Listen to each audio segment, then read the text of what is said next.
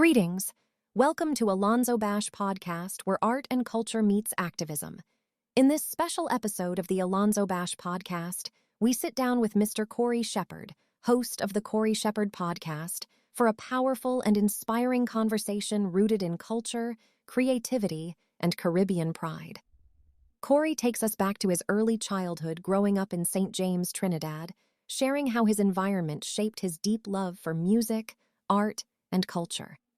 He opens up about his journey into the world of podcasting, what inspired him to pick up the mic, and how storytelling has become a platform for purpose and connection. The vibes stay high as Corie also drops his top 5 Soca artists of all time, sparking nostalgia, debate, and pure Trinidad energy.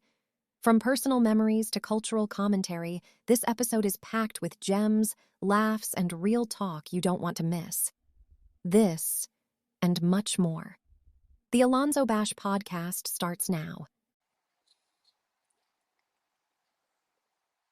Greetings and welcome to AlonzoBash Podcast. I'm your host, AlonzoBash, and of course, welcome 2026, brand new year. And I must say, man, I want to say many thanks for all the new subscribers or the new followers. Of course, today we have a what should I say, a living legend. You know, he's a young man like me. I'm not sure if I should give him the living legend title as of yet, but you know, I look at him as the Larry King of our times. You know what I mean? Man, you know, so today I'm doing something different also. Today, usually I'll have my little notes. I took no notes. You know, I did some research on the brother, but today just like a casual conversation with a virgin that's really doing really great works in the Caribbean space, man. And ladies and gentlemen, don't want to waste no time. Mr. Corie Sheppard, welcome. That's good, brother. I appreciate it. Thanks for having me. I appreciate it. A pleasure to be here. And Happy New Year to you and all your followers as well. Yeah, man. Give thanks, man. Happy New Year. Happy New Year. I was saying back home, man, when New Year's catch you? That's a good question. In my bed, you know, I barely was awake, you know, to be honest with you. I struggled this New Year. Usually as a man like my little parang, and I was looking for a parang. And then next time I hear fireworks, you know. Yes. Wow. yeah, fireworks wake me up. Nice. All right. Well, you mentioned parang. So before I get deep into the story, I understand. Let me understand it. So you play parang as well. You play what, the quattro? Yeah, I play quattro. Okay. When I was family, my father's a real kind of parang family. My father plays guitar. My grandfather plays guitar. And I have uncles who play quattro. So I grew up in a time where he lived in Laventry Road. So when I go by him for Christmas, it's a normal thing to see them leave like Christmas Eve night and not see them again till Christmas night or Boxing morning when they come back to Parang by my grandparents, you know, where he was living. Yeah. It was real McCoy. It was nice. Nice times, different times, right? Yeah. Nice. Yeah. All right, cool. Yeah, so through that I start playing and everything. I just follow them. I see what they do and I sing what song like what they're singing. So I know Alicia drag a sound up, right? Yeah. Nice. So you could play and sing. Yeah. My grandfather always used to say that, you know, you say you can't play unless you could play and sing. I don't know if I believe that now, but it's a thing because when you think about it, you from, you know, Caribbean people, when we go to, when you host somebody, you entertain any person. So the whole, the more you could entertain, play, sing, tell jokes, dance, whatever you could do, it make the lime a little sweeter, you know, with Caribbean people. Yeah, that's true. Wow. All right. So let's get into your backstory, man. So you were born and raised in Belmont? No, St. James. St. James area? Yes, St. James. You know, St. James boy. Okay. Well, you know, I spent some time in St. James, you know, as a youth, man. I was in cadets. I stayed at the barracks there, by the police barracks. Of course, that's home. All the places is home to me. Yeah, man. My old stomping grounds, man. Real. What about the Trinidad? I'm from Arima. Arima, man. Got it. Yeah, Arima, man. Born and raised, man. So what was it like growing up in St. James as a youth, man? Because that's the heart of the ancestors, you know? That's it. Yeah. That's exactly what it was like, you know, to be honest with you. Nothing to happen in this country without St. James being involved or affected as far as I'm concerned. Yeah. But St. James, I always use St. James as a kind of parallel to what Trinidad and Tobago need to get back to, you know what I mean? It's just a place where all of us grew up as friends. It really didn't matter who could have played which sport, whatever sport you had to play that. If basketball playing, you had to play basketball. Football, you play football, you play cricket. It's just, there was a togetherness in the community. Christmas time, like, you know, Christmas, a big thing was you get a bike. Yeah, man. Boy, when a man get a bike or two men get a bike, everybody have a bike. You know what I mean? We just riding and going all over the place. So when you say the barracks and them places is home to me. We used to, like, if you know St. Mary's grounds, we used to go there, climb down in the river, pass through between behind Harvard's and between the barracks and Harvard's. They we running all through the river going there. So St. James is a Wow. beautiful place, boy. That it had no boundaries in terms of your skill level, your academic level, your race, your religion. We was every religion it had. We was that. Ask anybody from St. James. Yep. They beat Yep. drum for who say we clean out Mandir when it comes to Diwali or any festival that I have. We was in Baptist yard. You just live Yeah. another good time. The Anglican church was around the corner. The Catholic church was around the corner. You know, just Yeah. I think it's a reflection of what Trinidad should or could be or really is. You know. Yeah, it really is. Yeah, that's a good point, man. That's a very, very good point. All right, so let's Yeah, talk you about see your what I mean? structure. Let's talk about your mom and your dad. What your mom and dad still with us? Yeah. My mom is still in St. James. Since St. James, so I'm Yeah. still connected there. She's home there. Yeah. She's a avid listener and follower of the podcast. But I Nice. grew up and lived with my mom in St. James most of my life, you know. Most of my Yeah. life. Until I went off on my own as an adult, I lived with my mom. So Okay. been sure culture lover too, in and around the culture and that kind of thing. So that's St. James upbringing. She leave me to explore and live and absorb what St. James had to offer. Yeah. My dad grew up in Laventry Road in Fibbo Village in Sawa. Okay. And Sawa. so I'll be Sawa. Real McCoy. I Yeah, hear man. people talk about Sawa now, but I don't know if they know Febo Village. And like Blaze is the only one who has here talk about Febo Village on the radio. Febo Village is Yeah. a unique place to when you go in Febo Village, you're inside. You had to come back out. It's one way in, one way out. I have an Yeah. aunt rather used to live in Sawa, and I remember going to Sawa as a youth with my grandmother. You know, it's been so much years. I really can't remember Sawa to that point. I just know the main areas, but Sawa is a big place. Sawa's a big place, man. And plenty culture, plenty history and plenty culture coming out of Sawa too. So Yeah. they live up in the hills in Febo Village there. So the next side of the hill is really like Santa Cruz, Lacano kind of area. Is right on Yeah. the next side. Yeah. They grew up there, and that was I'm not there often now, like I in St. James all the time, but I don't go up there often now because my grandparents would have passed on, Yeah. and Yeah. there's not as much connections to Laventry Road. I still have an uncle there, beat him in some roomie every time, every chance I get. There's a family there. There's 3 brothers and 2 sisters, so it's 5 of us, Nice. All right. So let's talk about the schooling, man. But before I get into the schooling, so like I say, back Sure. to St. James, because like I said, I was not stumbling ground as a teenager, and I know I listened to, I did some research. Of course, I'm a fan of the podcast. I went back to some of your early works, and we're gonna get into all of that. But when I mean you grew up in the thing, man, you actually where you grew up, is that part of the parade route to the Savannah too? Yeah. 2 places because where I grew up was Smokey and Bunty. Yeah, man. Right, I grew up on that block. So Yeah. right off the main road, we grew up right behind there. So I know Smokey. I know these guys who had Smokey and Bunty. You know what I mean? That was people from around. You just see them around all the time. And Yeah, then there was a bar called the College on the main road. The college was owned by people right there. So Yeah. it's the roots. The roots is like when you leave like Roxy there and you're coming down St. James Main Road. Yeah. Yeah, had a pass by the block with Smokey and Bunty there. And the whole of St. James is a special experience for me as an adult, as a masquerade. I love passing through St. James. But Yeah. you see that block where Smokey and Bunty and the college and Universal Pub and them places was 52. That was a different energy and action because you will remember Crosby's, right? Yeah, man. Record shop? Yeah, and you remember Crosby during Carnival? Because Crosby Mhm. Record Shop is on that same block obliquely opposite Smokey and Bunty. Yeah. And they used to have their carnival kick off in the road, you know what I mean? It was they had a stage in front of Crosby's and you'd see all the big artists. You'll see Super and Ronnie and I One them at the time. You had to pass through Crosby's. Before they had moved it to King George eventually, but as a child, I not allowed in them spaces. I too young, way too young. But you can't separate me because once your parents want to go and you get a little freedom, we run out the road barefoot and thing, and we just people we could peep, Yeah, we ride it. So we really, and then when my mom where we moved to another part in St. James. When the bands reach all the way to the end of the main road, but when they want to turn back to go Mokorapa Road, Right. they pass down my mother's street. So it's a very difficult thing for me when I'm not playing mass. I don't like to come out the house because then I see people like you in costume coming down the road. And it's like, Corie, we're doing home, let me go on. It's like, ah. So I don't like to be around St. James when if I not playing mass, I don't like to be by my mother at all. I can't take it. Wow. You can't take it. You can't escape it, you know? That makes some sense to me because, like I said, I've listened to your works and this and you talk, and I'm like, man, this man a real thing, boy. This man, you grew up in it. It's part of you. It's part of who you are. As they would say, it's in your DNA.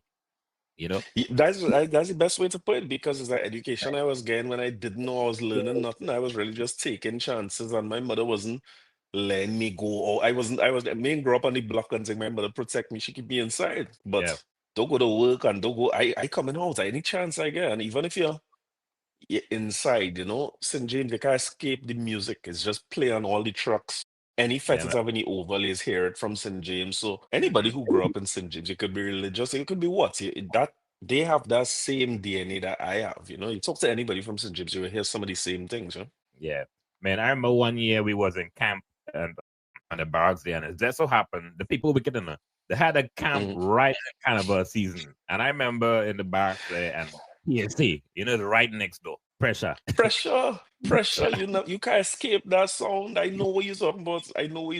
Where I live, you used to hear brass from home. The days when I might be teenage, 15, 16, 17, when maybe some of the boys' parents let them go free, and my mother, I can't go nowhere. I'm begging my mother to go brass festival, boy, and she's like, boy, you must be crazy. Thank God she didn't let me go. But our home is sour because you're hearing Tony Prescott and them singing from up there. It's like, oh man, or Alison Hines and them. You're just hearing it home. It's sickening. I know exactly how you're feeling. It's sickening. You can't leave camp.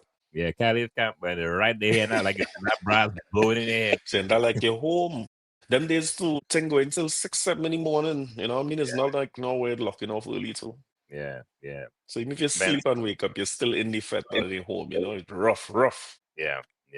Let's talk about your schooling, man. So what primary school you went to and secondary school? Primary school, Newtown Boys. Okay. So that's right at Maraval Road there, and then secondary school in Fatima. Well, I went to secondary schools now in Fatima. Failed miserably and gave as much trouble as I could have possibly give. I never do too good in Fatima. Yeah. How's that my boys' school in? Boy, I don't know.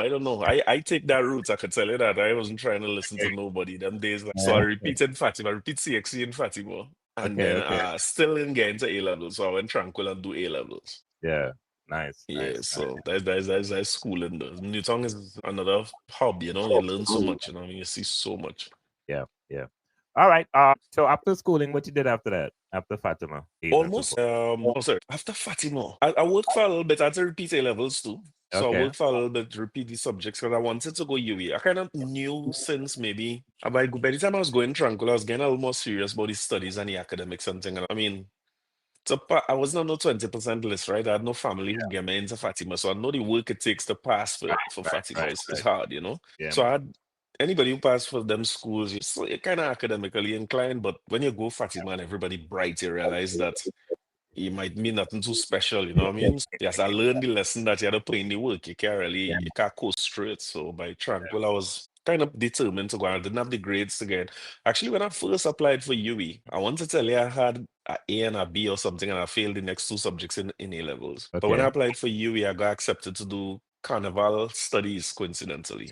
But I wanted to do business. Wow, okay. So I didn't go for the carnival studies. I repeat, and I get accepted to do government, to do intro to politics and them things. And then I switched and I did undergrad in UE. What did I do? Business management. Yes. Okay.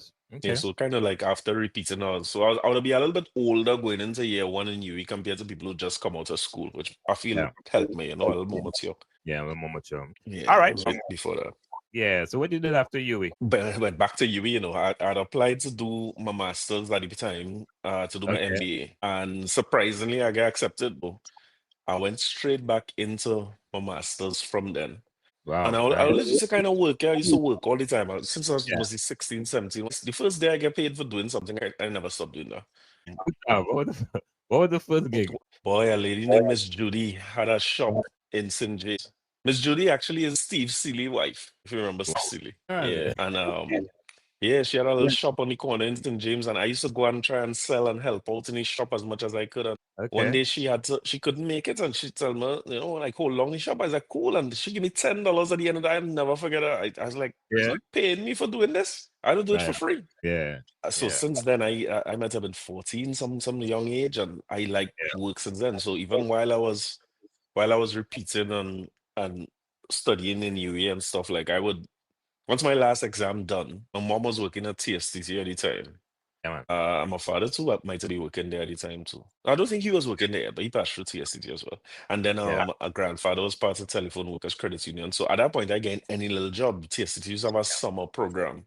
Okay. 2 months work. So I used to go and work for the summer program and them thing. And I think you could have do it. There's a finite amount of times you could do it. So I did it maybe 2 or 3 times. And by the time I was getting a real job, I was working part-time or filling in on. So my 3 years in UE, every September when school's supposed to start back. I used to start back late because I want to Lego the work, I don't want to leave the work to go this September. I might delay it and go back kind of October, kind of like a bridging assignment to some classes. So yeah, by the time I do my master, and maybe that's why I get into my masters, because a big part of it wasn't just the grades, it was your work experience. Because Yeah.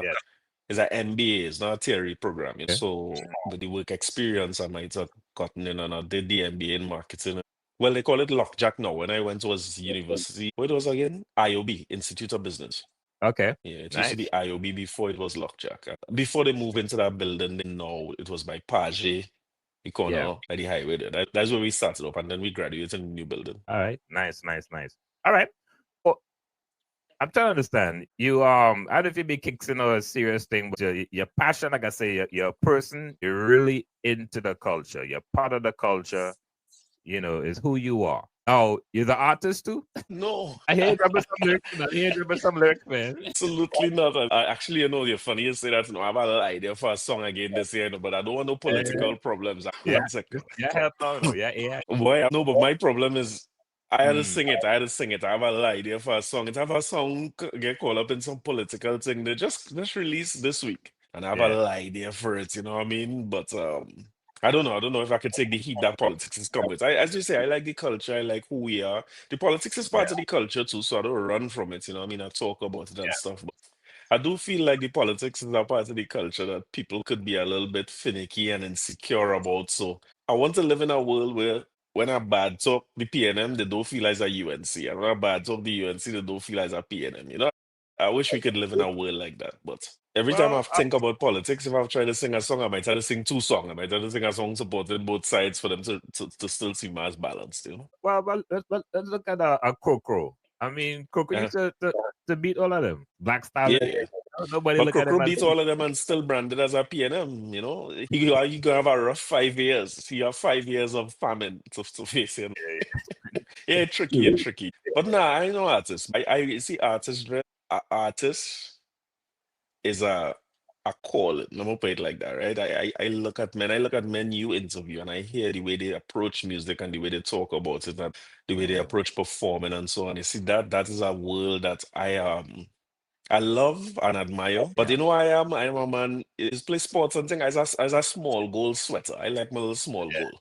No, Yeah. me no athlete, no. Me no Yeah. athlete. I get it. Far from. But I could write a song. I grew up in calypso competition, new song. I went new song. I was in every calypso competition every year, doing O'Connor beat me like a snake every year. I couldn't beat him at all. When I went Okay. Fatima, when the first in Form 1, I went for Fatima Calypso competition.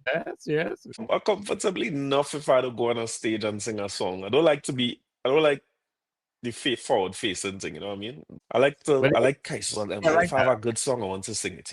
Yeah, yeah. You okay? You want to be the one to sing it. I say you can write it and give it to someone else, but you want to be the Boy, the kind of dog shit I write, and I don't know if I could get that to nobody. So I had to sing that for myself. Because the thing about it is, I really like writing the uh, parody kind of thing.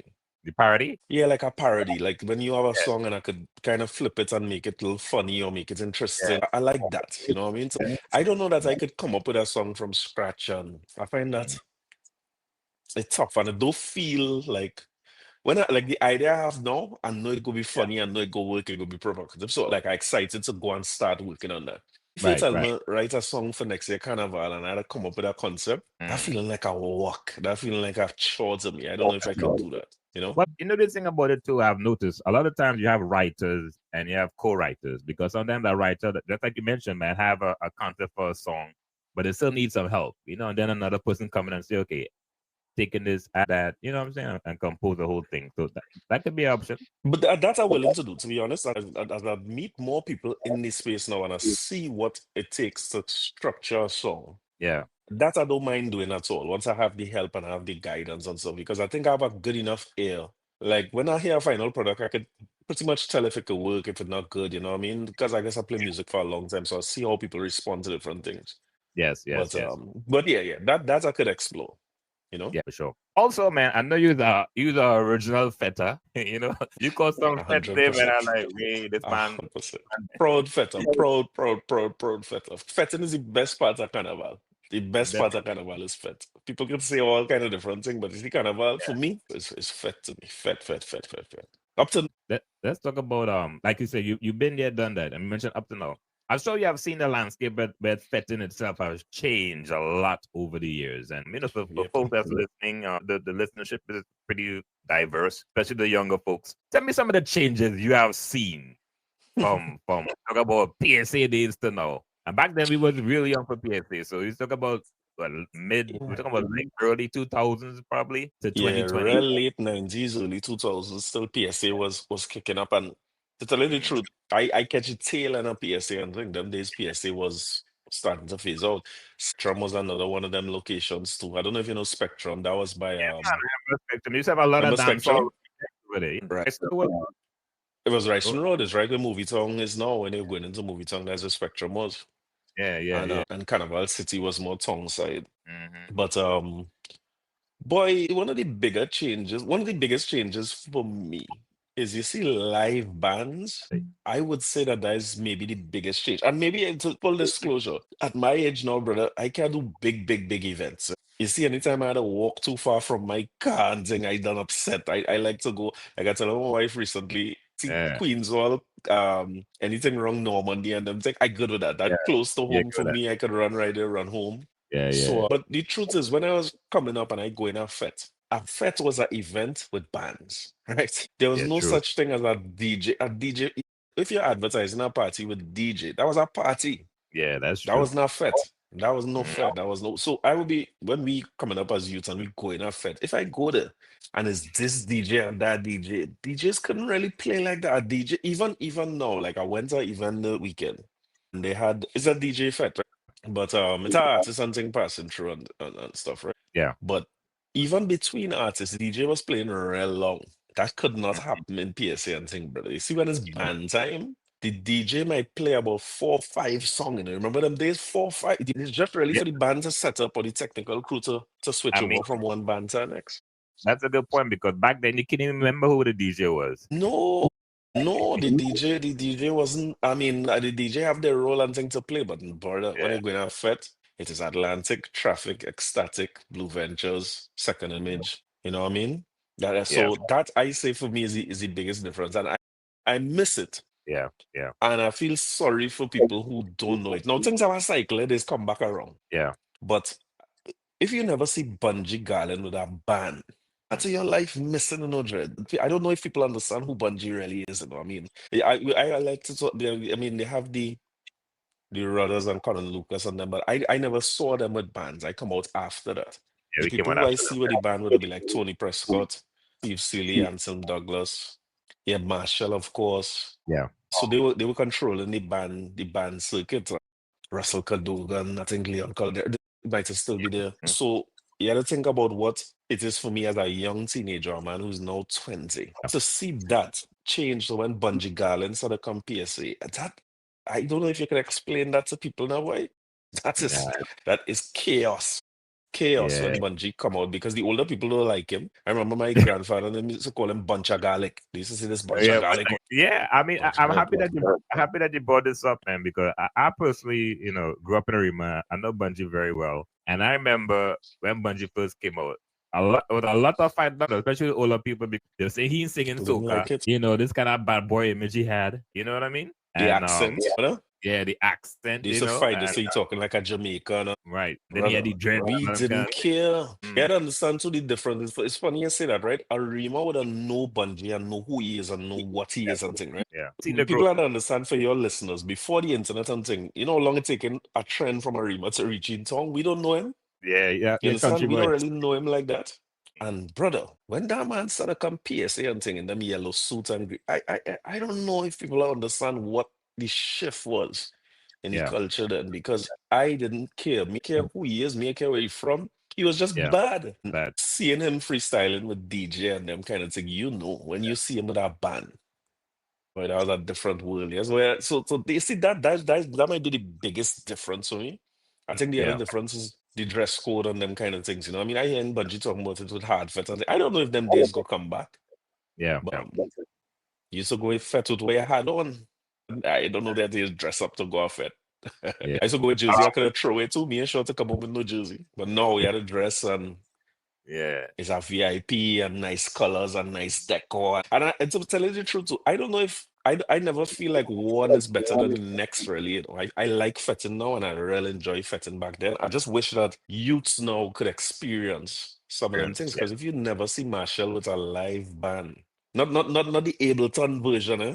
Not no bass yeah, alone. And if you see Marshall with a full band, people stop saying anything about Marshall and Bungie or KMC. You remember them days too? KMC changed the thing when KMC came. It was a huge. I hear people laughing and talking about KMC now. They all the people talking about KMC now wasn't there when KMC was used to it. They wasn't around. They wasn't present. You know, they wasn't in the fence. yeah. There wasn't any Fed. I mean, and once again, man, and I really, really appreciate this conversation that we having because we both in the same space, and one of the reasons why I really got into the podcast space is because there's a lot of stories that I've noticed a lot of people need to know, and I could tell you've been there too, and I've heard some of these stories, and like guys like KMC, what I do love about, and you mentioned writing. What I do love about KMC is the simplicity of words this brother uses to compose a song. You can see this guy is like Bad. the storyteller. If you're So laughing, boy. you jump in Boy. with KMC. The man got It's so lyrics. simple. And you know, it's funny you say that too. Because simplicity to the point where I don't know if I'm next, and that's why I tell you I can't be no artist because Yeah, like going to KMC breakout song, show me a left hand, a left right. hand.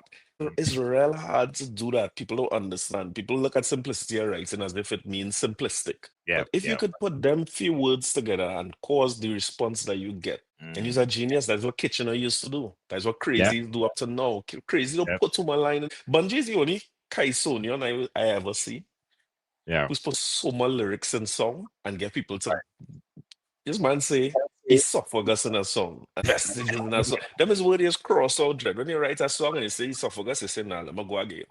Yeah, they gonna catch that. Yeah, but genius. But so Yeah, I wish people could experience both sides. Who knows? You know, the world is a cycle. You know, you never know if you will come back to see bands, and I would love to see young people in a frenzy the way we was in a frenzy for their, not necessarily for the Bungie or the Marshall, you know, but for their young artists who doing what Bungie did then. And, and, yeah, and changing it now again. I would love to see that. I would love to be there. I would love to watch them. You know what I mean? That would be special to see. yeah, man. And Bungie always had that level of confidence, man. I think that's what made through it all. They need to do a documentary on that, brother. You know. Maybe Yeah, I could do it. yeah. You the man fit, man. You the man fit. Yeah, the connection. Yeah, I was Maybe I up could do it. Maybe I could do it. I need the right production team and budget. But not enough. I hear people discussing Soca Mount Rushmore, and I just listen and listen and listen, and I don't hear his name, and I think I'm not sure that you could do it without it. You know what I mean? Well, we're gonna talk about that, man. We're gonna talk about that. I want to talk about, like you mentioned, the Soca Mount Rushmore, and we're gonna talk about this ridiculous list. That hey, big up the Hoppy and the whole team, but Oh yeah. I really, was part of that list. Let me full disclosure. I was part of that list this year. you're part of the list. Yeah, they called me. They were trying to Uh, to do a redo on the list. please, yes, please. So they call us in. They call us, and I think they do it over already. I can't remember what the final version of the list was. Well, it's But nice yeah, that they asked for our inputs, which I appreciated. well, good. Well, nice that they're doing some proper research because that original list. When I first heard the list, I was kind of like, I wasn't so interested in. I wasn't even interested in looking at the list because I'm like, how you come up with 100? That's a lot.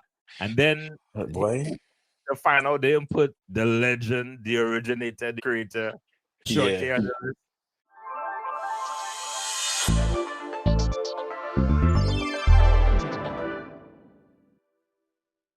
Imagine floating on the Chesapeake Bay, waves gently lapping, stress melting away.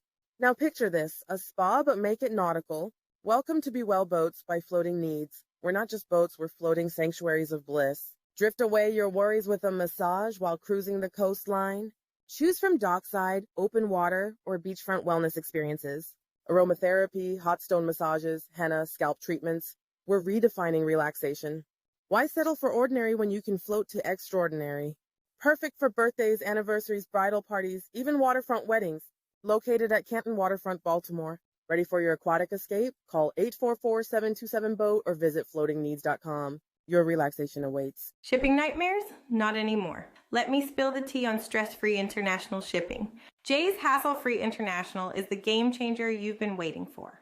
Air, ocean, Caribbean, Dominican Republic. They've got it all covered. And those special rates? Absolutely amazing. Full container or just a corner, their prices will make your wallet do a happy dance. No more headaches over complicated shipping. Just call the shipper lady at 443-927-5816 and watch your worries vanish. Trust me, once you try Jay's Hassle-Free International, you'll wonder how you ever lived without them. Wave goodbye to shipping stress and hello to smooth sailing. Serving Pennsylvania, Delaware, and the DMV. Remember that number, 443-927-5816. Your stress-free shipping journey starts now. Tired of coming home to a mess? Sick of your office looking like a disaster zone? Say hello to M&S Pro Clean LLC. We're not just cleaners, we're mess-busting superheroes. From stubborn stains to dusty corners, we tackle it all. Our team swoops in with eco-friendly products and state-of-the-art equipment, leaving your space spotless. Whether it's your cozy apartment or bustling office, we've got you covered. No job too big, no grime too tough. Imagine walking into a sparkling clean space without lifting a finger. That's the M&S Pro Clean Magic. Don't waste another minute scrubbing. Call us now, 443-509-9418, and experience the Pro Clean difference. Your future self will thank you. M&S Pro Clean, where cleanliness meets excellence.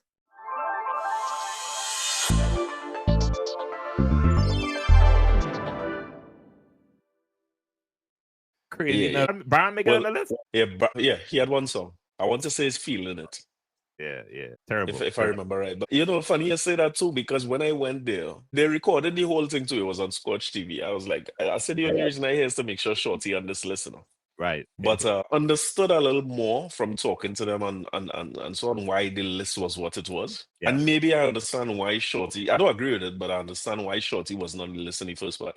Because when they go through the criteria, they had about 8 different categories. When you look at the definition of those categories, he would have never be on the list. And then for me, then you had to watch the criteria. The criteria, if you have a criteria that leaves him off the list, you have to address the criteria. You can't do it without that. And then they had people like Beaver contributing, Nigel Campbell. They had good people who understood. Like Beaver was there for times with some of the foundation arts. Beaver on stage when David Rudder was in his heyday. Beaver was able to easily say that the biggest response he's ever seen to any music was Get Something on Wave.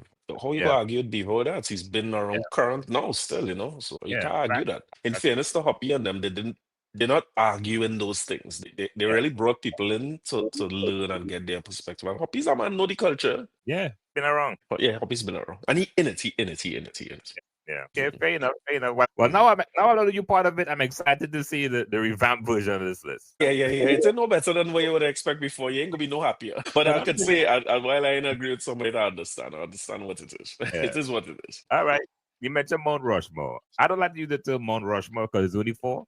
And I feel sometimes it's difficult. So I would say a top 5. What's your top 5 soca artists? Soca. I'll say soca and then I'll say calypso because you have to separate them too. Yeah, you have to separate them because it would be difficult to find 5 because that means Shorty have to be. Well, let me go first. I'll give my 5.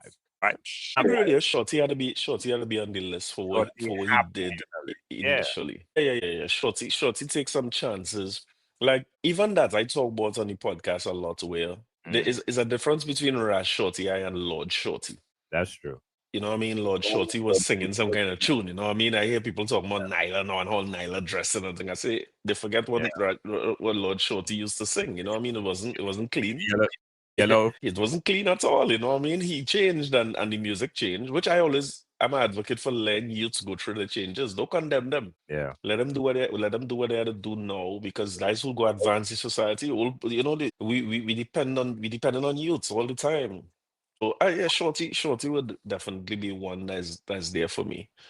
In terms of, if you're getting my Calypsonians, I could leave Rudder out and probably keep Lord Nelson, who Okay. was right at the original soca. When you talk to people like Beaver, people like Lou Lyons and so on, you know, the story is told that Shorty created as if they didn't have a bunch of people experimenting with sound at the time, and Lord Nelson was one of them people. And to me, one of the most versatile artists, not just soca or anything, you know, or calypso, Right. just Yeah. so versatile. But yeah, songs that feel like reggae, yeah, songs that feel like soca, all of it is Kaiso to me. Marshall, for what he was able to do, I don't think you could leave him off a list like that. It's just too impactful. For sure. Of course, I had to put Bungie there. But I don't know that in my lifetime I ever see anybody impact or change a genre as much as that. And my selfish fifth person as top five in soca is a man who nobody don't put on the top five list. It's Neil Iowa George, my favorite soca artist of all time. There's nobody who could do what Iowa do. You like my uncle? My uncle is a big Iowa fan, you know. Iowa is number one for me, numero uno. Nobody can do what I see Iowa do in this. In Fete, especially when you talk about Fete. I was the Fete god, the Fete master. Yeah. But that would be as selfish. That's just me being selfish. I think if you have a top five, you really have to put Super Blue on that. Yeah, Again, because I was about to ask you, you know, you can't put Iowa and not put Super. Yes, selfishly, I want to include Iowa, but yeah, Super is a man you had to have. Super just, and you know, the funny thing is like Super, you talk about Marshall longevity in terms of what he was able to, what he's able to do, because I hear now they say Marshall could have the road match this year, you know what I mean, and dominate again this year. Although I feel Bungie have a good something to say about that. But Super Blue would have win from 80, he went in the 80s, the 90s, the thousands, the 15s. You know, he just every consistent. decade. Huge hits every decade. So that would be 5. Top 5 Calypso, boy, that real hard, you know. I had to put Kitchener and Sparrow. Must. But top 5 Calypso would be real selfish too, you know, because it's, I mean, like Brigo, I want to put in there, but Kitchener and Sparrow definitely had to be 25. It's hard for me not to say Crocro to the fourth king he's saying. I mean, he's lyrically, like I was telling you about Bungie, how much words he's putting online. Crocro's another one like that. Crocro writing is crazy. That means the thing we need to study in literature in school, you know, because me don't know what Crocro is really right and how much words he could fit in a line and fit in a song. I would say yes, Stalin definitely. Yes, Stalin. Good thing you remind me that I had to leave him out. Yes, Stalin definitely had to be there. Jesus, this list had to go up to about 10. Yeah, because I had to play the Rudder. I leave Rudder out to Soca, so I had to play him in Calypso.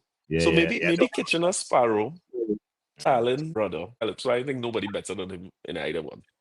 Not to mention, you know, I'm sure you heard the story, and I interviewed Isaac Blackman about this conversation with Shadow and Rashad in the early days when they were saying Shadow might have been the one or part of the I guess the creation of what we know as soca today. You heard that argument? Yeah, Beaver is the man who talks about them things, you know, and people like Martin Raymond. Those are people. I don't know if you had them on yet. You had them on?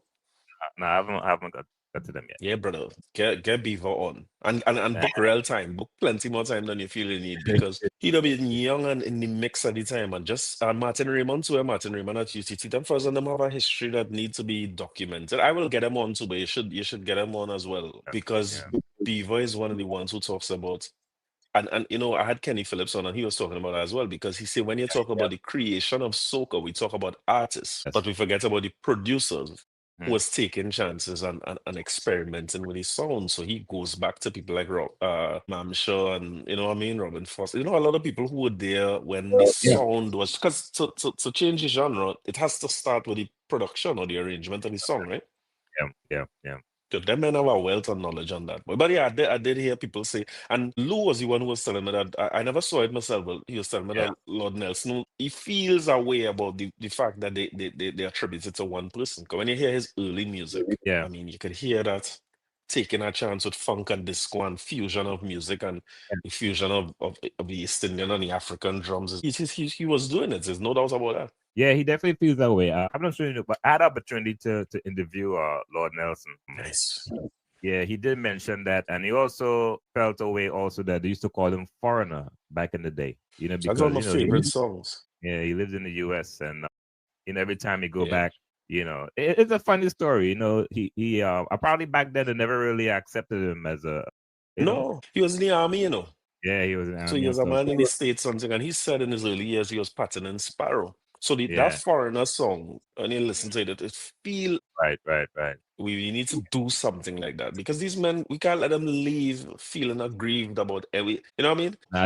Your older years, they're supposed to make people feel as comfortable as you could make them feel. So we should do something to let him know that we love and appreciate what you do. He can't go feeling the way he feels. For me. Now, I agree because, like I said, I did an interview, I think, last year, and I was telling the man voice, the man still feeling that way about that.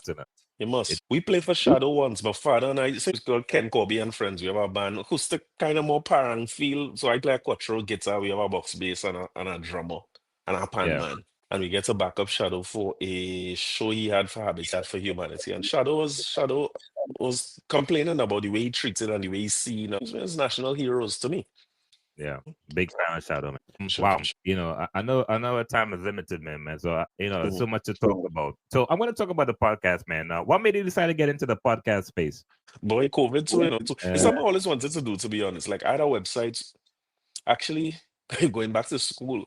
When I had gotten accepted to do my masters, I had a website that was I was to follow Song Clash and them thing, go to all the Clash, take pictures, write reviews, and all the songs I was clashing one another and thing. Yeah, but Umbo was connect me to that world because Umbo was living in St. James at the time. Yeah. So back then I must be 19, 20, and I can't afford to go all them parties. So I used to call to get in to cover the party, and he would tell me, well, this promoter, that promoter, or come with me, and we just had a website. Them days interviews wasn't video and audio and them thing. You used to have to go to the party, kind of make notes on thing, come back now, type up an article, show some pictures and start to get momentum. So I used to do that back then, and I'd have interviews with like Doggy Slaughter. I'd interview Bounty Killer. But one time Bounty Killer came here and get arrested for cussing Savannah, Bounty Killer Elephant Man and them here. Yeah, I wait outside the police station the whole night. When they release in the morning, I beg him for a little interview. Who was here? Sharon Burke. Sharon Burke? Yeah. She came and sorted out. It looked like she was the one who come and sorted out bail or whatever he had something, and then he come out and I kind of beg. Me and Future Troubles, Future Troubles sleep outside our police station too. Fambo. He was out there the whole night. A bunch of youths, all of we was outside, kind of just hoping to see him come out, and then he do a quick interview with me. So maybe since back then I was real interested in people's stories and that kind of thing. So that's something I always wanted to do in terms of the interviews. But the original form of the podcast was me just talking. You know what I mean?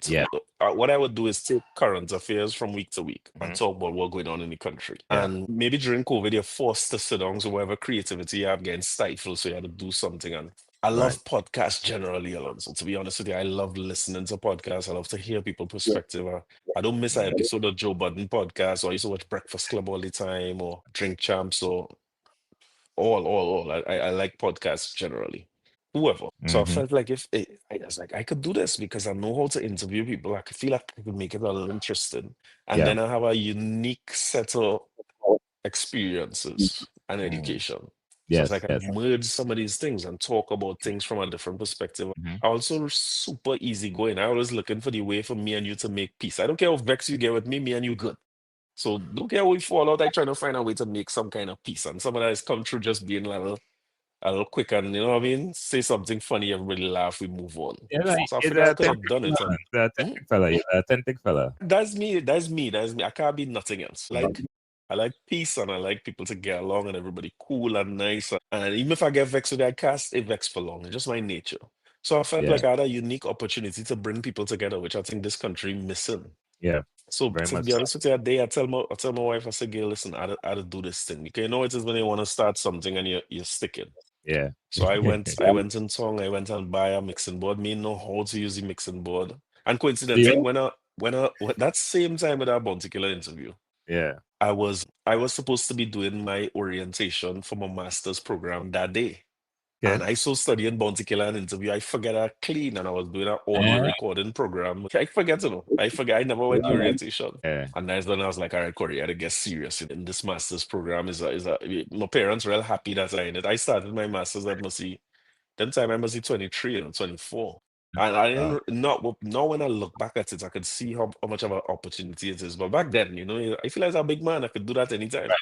Right. But I'd learn a little bit about audio engineering from then, but I figure out some things and I just say, all right, I write down some topics and I say, all right, I could make this funny, I could make this relatable, I could talk about this and that. And yeah, I just record. I just figure it out and record. And that's I must reach about 4 or 5 with all the equipment. Yeah. And to be honest with you, my first episode take me about 18 hours to record a 1 hour episode, and I started over a thing, and it was crazy. But I promised myself I wasn't going to sleep till I publish it. I didn't know what to do. I didn't know how to record. I didn't know how to publish, ways, put a podcast. And I started that, and then every week I was amazed at the feedback I get. I remember thinking I could get about 10, 15 people to listen to this, that would be good. And like next day it had a couple hundred people. I was like, all right, well. And people said, it's okay, I mean, let's keep doing it from there. I genuinely like doing it. Yeah. Man, I'm so proud of you, man. I've seen the progression, like you said, from when you first started to what it looks like. When I first started, it was audio only. I must have 50 episodes with audio only. I don't also use no camera. I figure out that by trial and error. I have a good bit of episodes too where I forget to turn on the lens cap, so people can go back and see that. And when I done, I reach a point where, brother, when I finish record, I go to my bed. I'm not doing that record over and them kind of things. So even that is like building a muscle, so I could do 2 hours in one take. I'm not starting over. I don't have the time. I still had to go to work the next day. I'm a son to see boys. One take. It's funny, man, because I'm laughing because, we do such a good job. Sometimes we have to stop and give ourselves credit because, like I said, we all in the same space. I mean, big up to you, big up to KG, big up to other people in the space, right? 100%. We really do a good job of making it look easy because we've been through the trials and the mistakes and forget to turn the mic on and all kind of craziness. Yeah. I had to take a minute to salute you too. I had to take a bite out the time to salute because you've been doing it and you know what it is. It's easier for me to talk to you about these things than anybody else because you know the tribulation. You know how this goes. It's not easy to do. And I watch your guest list every time you're like, where are you getting these people? Finding people. So. Listen, I look at your guest list. I'm like, yeah, man. Listen, I gotta be honest, man. I'm gonna be transparent because, like I said, I came from just like you. My mom and dad had from baby a record shop. I grew up in music, right? Then the years of radio interviews, whatever. And I've never looked at people, even as a DJ, as competition. I always look at them as motivation and a way to learn. And with you, I was like, man, I know each week I gotta make sure and call this person. Coming next week, I'm dropping something. So I gotta keep That's up. for sure. I mean, next week, something coming next week. But it's the same. When I watch you, I was like, how are you doing that? And you telling me about my knowledge too, but you sit comfortably with people from all different spaces in media, in entertainment, Jamaica, Trinidad, all of the islands. It's solid. But I like you. Competition to me is supposed to be like sports. It's supposed to be a fun thing. Yeah, sports. So I watch what I don't miss nothing. I just watch what everybody doing. And it's motivate me because I was like, men coming out, men not stopping. Like you say, KG, them first they do everybody doing good. I want to be better but my only way to be better is to be around the best and see the best and see what the best doing. That's what we to me we had to do. And to add to that, while it might be friendly competition and thing, if that anybody by me who you see that you want to bring on, you call me, tell me I will share. I tell them, hey, you gotta go on this man thing. That's how I am. I don't really tell them to gatekeep. We're here forever, Yeah, because it's not about us, man. Really and truly, it's not about us. Every time I do it, it's not. I'm thinking about the listener and an opportunity to. This is history, because when I'm dead and gone, people, or even I always tell people also, when you do an interview, you're not doing an interview for me. You're doing an interview for not just your fans, but your family too. But I notice a lot of times, these people sit down and they talk, and their own family never really know the process of things that they went through to get where they are. No.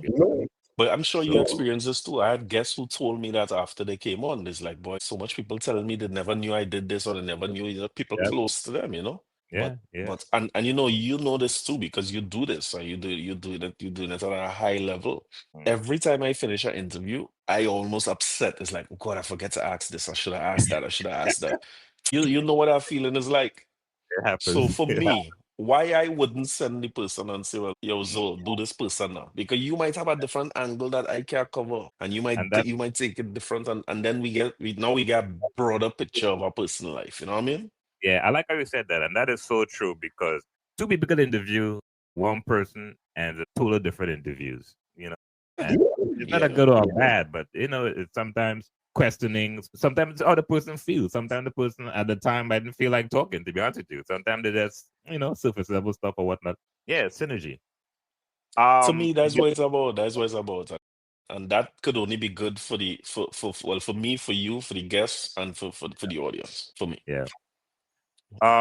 You've interviewed a lot of people on your podcast, legends. I mean, people, community leaders, but one person I have to bring up. We both had the opportunity to interview him, and I guess for our generation, he is like, I won't call him a god, but we all look up to him. Yeah, Dominic Kalipa, sir. You already know you already know the name. You already I know know. Talk about the perfect journalist. Yeah, these boy, listen, it's intimidating, It was, I don't know what your experience was like, but David had David as my production, so it's a David, and we've been talking about it's one of the ones that you want to have, you want to interview him, you want to, and as far as I know and the research I did, he doesn't want to be interviewed. He don't like doing too much interviews. He don't like talking about himself a whole lot, Oh, and his professionalism is submerged, and you want to be prepared and you want to be good. So I try to watch everything everybody do before they come by me. So I saw him by you, so I was like, nice. I was so glad you wouldn't believe me, Clark. It's just another. It's like you're trying to research something, and then a platform I already know and are accustomed to your interviewing style and you know what I mean. You get people to relax, and that's hard to do on Zoom or on a digital platform. For me, harder than it yeah, would be in person. But he was talking, he was talking to everything. So I was like, all right. And what I typically do is like I will watch interviews that people did before, especially if it's recent. yep, yeah. And I was like, all right, I'm not gonna cover this again, I'm not gonna cover that again. But I want him to say this by me, so I'll just ask that question or I'll mention it so we could go past it fast. That's real Yeah. structure this stuff out. But brother, that was special for me. I'll always remember that. It was, I don't think it's my greatest work, but he's so up to yesterday I was looking back at that and he's so comfortable with silence and I am not.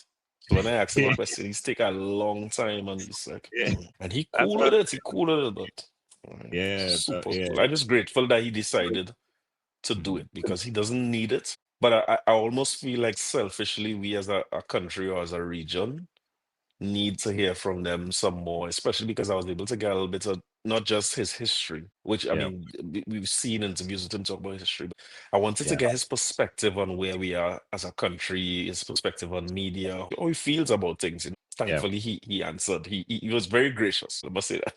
Yeah, very, very.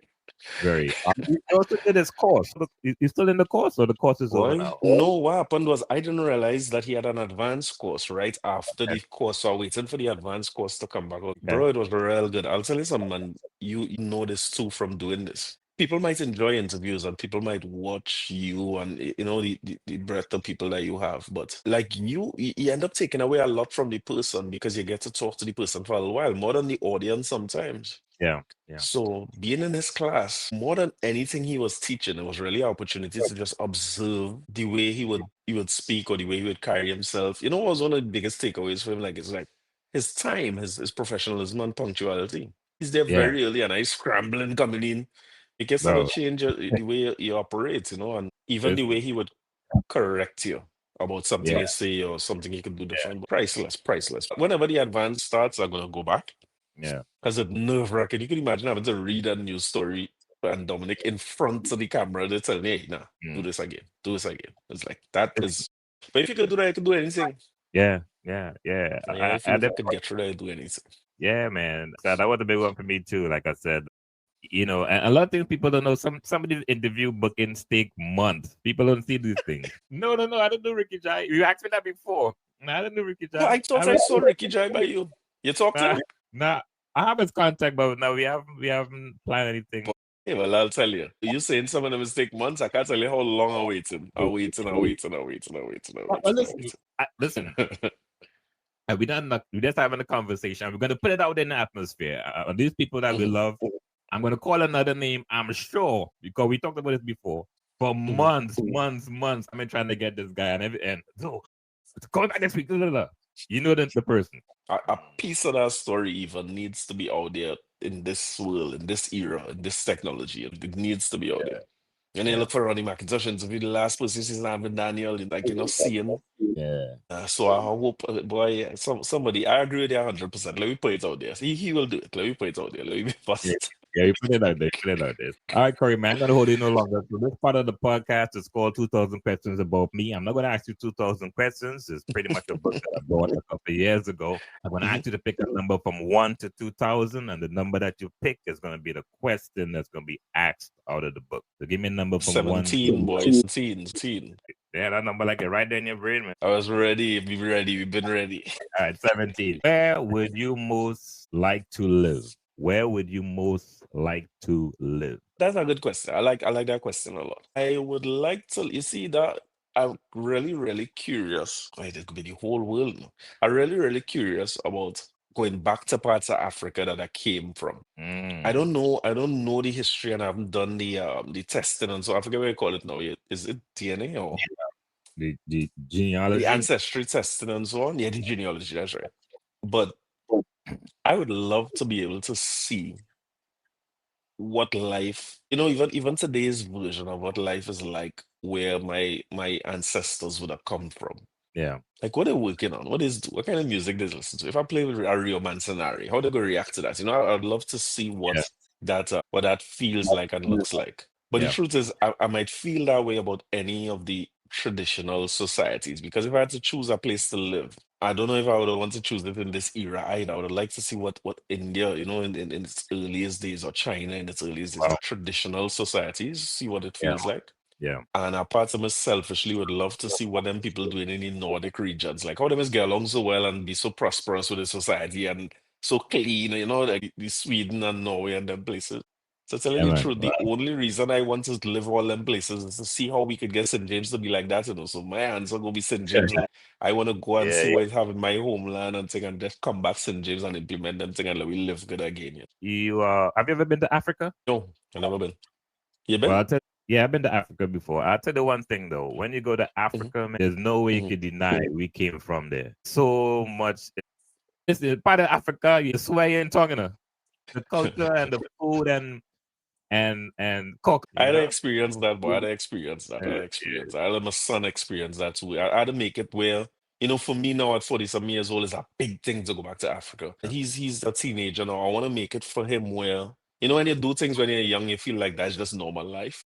I yeah, just want to do it a few times so that he sees that it's normal. It's not this big thing to go back to where we came from, So, but yeah, yeah, I like that question though. I like that. I like that. I like that. yeah, man. Book Thanks, of man. 2,000 questions. Yeah, book of 2,000 questions. Well, you've been to the US a couple times. You know the store. Yeah. I'm telling my trade secrets. You know the store Five and Below or Five Below. Yeah. Get in there. Nice. Yeah. My Nice. daughter loved that store. One day I was in there and I saw the book. I was like, you know what?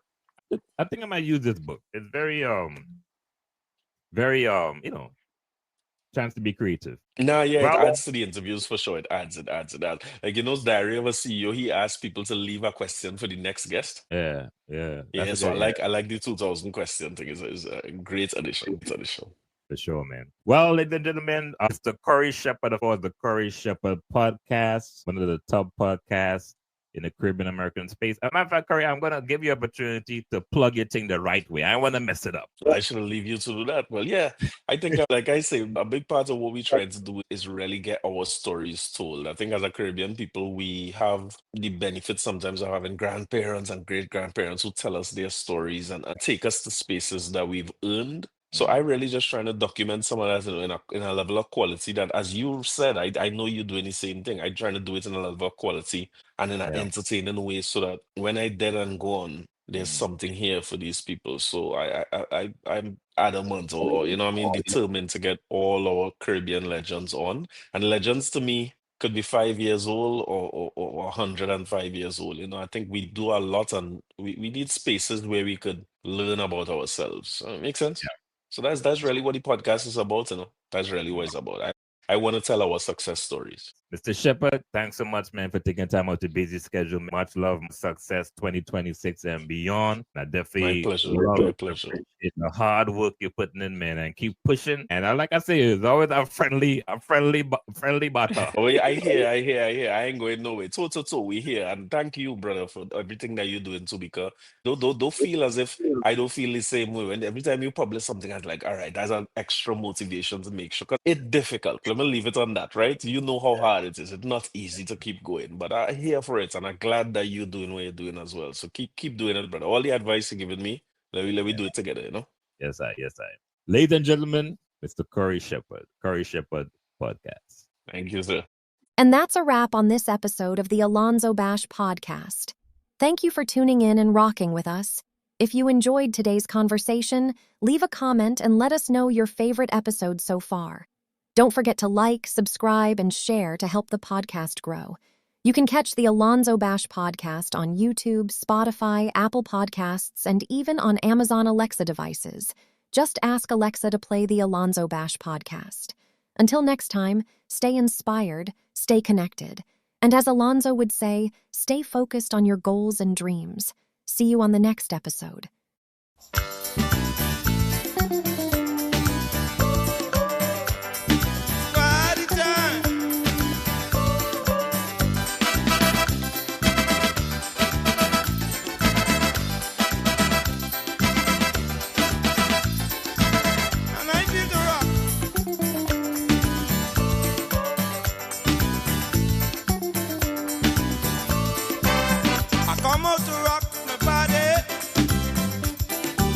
I come out to rock the party. The rhythm is right, the action is tight. I am feeling proud to say I really come out to play. I come out to party. Party. I come out to party. Party. Oh yeah yeah. Oh yeah yeah. Oh yeah yeah. Oh yeah yeah. I come out to party, party. I come out to party, party.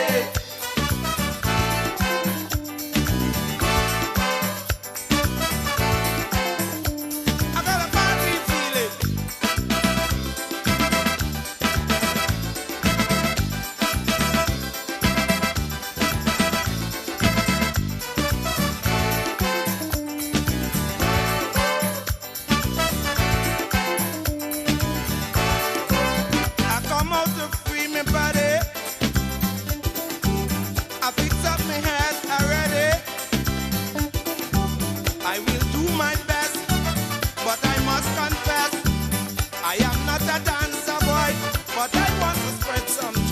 I come out to party, party.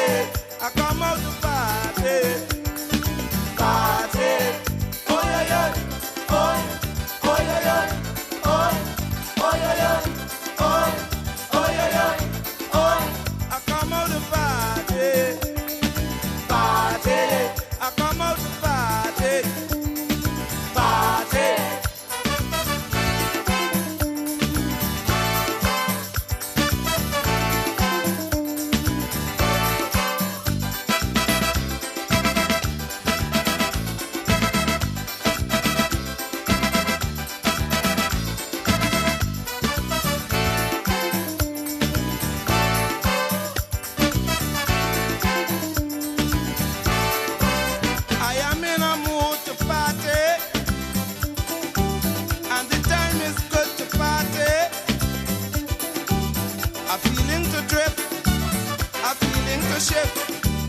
I just have a brand